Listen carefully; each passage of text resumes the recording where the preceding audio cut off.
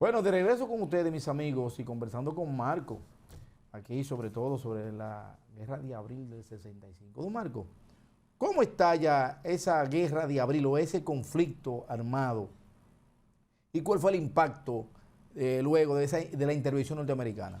Bueno, en el 1964, 1965, la represión que mantenía el triunvirato, los cercenadores, los golpistas contra la democracia, perseguían misericordiamente a los ciudadanos de toda índole, estudiantes, trabajadores, etcétera.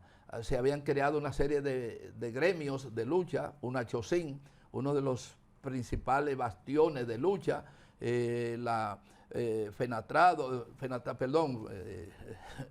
otras organizaciones sindicales, que hay que mencionarlo en este caso, Félix Alburquerque, uno de los pilares de la lucha de los trabajadores del volante, que después fue diputado Ramírez, le decían Maví, porque hay que mencionar algunos, y una lucha del PRD, el PRD basado fundamentalmente en una lucha titánica, más no podemos dejar pasar por alto el levantamiento del 14 de junio. Es decir, tan pronto se le da el golpe de Estado a Juan Bosch, el 14 de junio se levanta en armas, pero fueron aplastados en pocos días.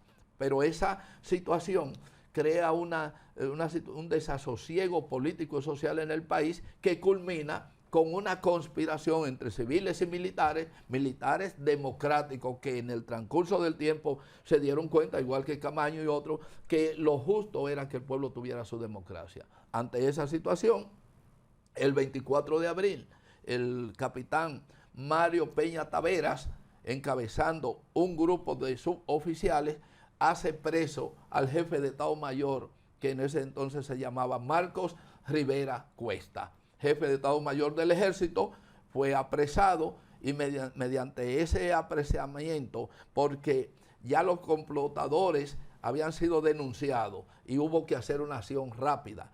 Lo tomaron prisionero, llamaron a Tribuna Democrática y anunciaron que la Constitución ya era un hecho su regreso. Entonces Peña Gómez, a quien hay que darle un mérito extraordinario, anunció a través de Tribuna Democrática que al pueblo que se lanzara a la calle apoyar un puñado de valientes militares que estaban luchando por la democracia. Ahí están los malvados, mire, ese Elías Wessing y Wessing, ese le debe a la historia dominicana mucho cuestionamiento. A alguien ahorita se le ofrece llevarlo al Panteón Nacional, como quieren llevar al general de Ojalata y a una serie de golpistas que no tuvieron en cuenta el pueblo para nada, sino sencillamente la corrupción y la represión contra el pueblo dominicano.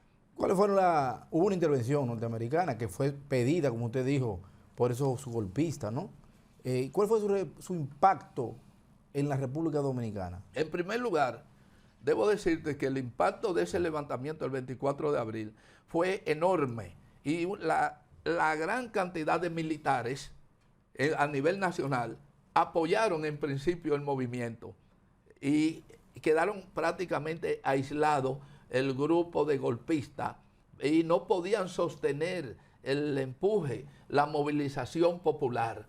Frente a esa situación, entonces llamaron a la fuerza norteamericana, es decir, el 24 ocurre eso que te estoy narrando, 24 a la 1:40 de la tarde, y el 28, oye bien, 4 días después, desembarcan las tropas norteamericanas. Al ver que las fuerzas leales a ellos, que le encabezaban Inver Barrera, general de Ojalata y Wessing y todo ese grupo, no podían dominar, era un triunfo arrollador, porque el pueblo se le iba encima, entonces no tuvieron otra cosa que apelar a las tropas norteamericanas que desembarcaron. Entonces, ¿qué ocurrió? Que una gran parte de esos militares que en principio estaban con la Constitución, al ver el poderío norteamericano, usted veía los helicópteros volando, transportando los tanques y los vehículos pesados de un lado a otro, a ese poderío, ese grupo de militar comenzó a retroceder y se fueron agrupando, y en medio de esa situación entonces organizaron una carnicería contra todo el que de una u otra manera se manifestaba constitucionalista. Por eso se llama constitucionalista, porque el manifiesto de ese movimiento fue un manifiesto constitucionalista que buscaba el retorno de la Constitución dominicana encabezada por Juan Bosch. Mire, usted habla de lo constitucionalista. Ahora bien, desde el punto de vista sociológico, ¿cómo se puede entender la polarización entre los constitucionalistas y los leales al término de las clases sociales? ¿Cómo se puede entender eso? Se entiende de una manera muy clara, pero con el dominio fundamentalmente político, político-militar, porque los factores que avisaban la pérdida del poder de esa clase que dominaba, una clase sin conciencia que dominaba, que nada más sabía ejercer la represión y el contrabando, la corrupción en todo un sentido, que ya tenía hastiado a la clase trabajadora, ya no se soportaba políticamente. Entonces, el pueblo, en sentido general, ese pueblo espontáneo, con una acción social, ahí están, qué rápido me lo llevaron, esos negros que estaban ahí, mira a ver si no lo ponen, digo, negro vestido de negro, ahí está el coronel Camaño. Miren, ese grupo que ustedes ven ahí, qué bien, déjenmelo ahí un momento. ¿Eran los hombres rana? Esos eran los hombres rana, ahí está Montearachi con parte de sus hombres que se integran al movimiento constitucionalista.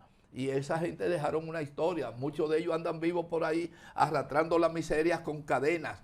Y todos los gobiernos óigame bien esto, de la revolución, de la muerte de Trujillo acá, desde Balaguer hasta Luis Abinader, no hubiesen llegado a la presidencia de la República sin ese movimiento. Ninguno. ¿Sabe por qué? Porque se bifurcaba la historia social y política del país. Sí, Donald Reed, que intentó quedarse en el gobierno mediante un mamotreto de elecciones, si llega a quedarse como presidente electoral, los próximos presidentes era la oligarquía, esa rancia oligarquía que comenzaba a desarrollarse, se quedaría en el poder y jamás la democracia hasta el día de hoy pudiera haberse... Mire, se nos ha acabado el tiempo, Marco, y es un tema extenso, pero me gustaría que usted rápidamente, 2 minutos nada más, 2 minutitos, que usted, ¿qué interpretación desde el punto de vista politólico?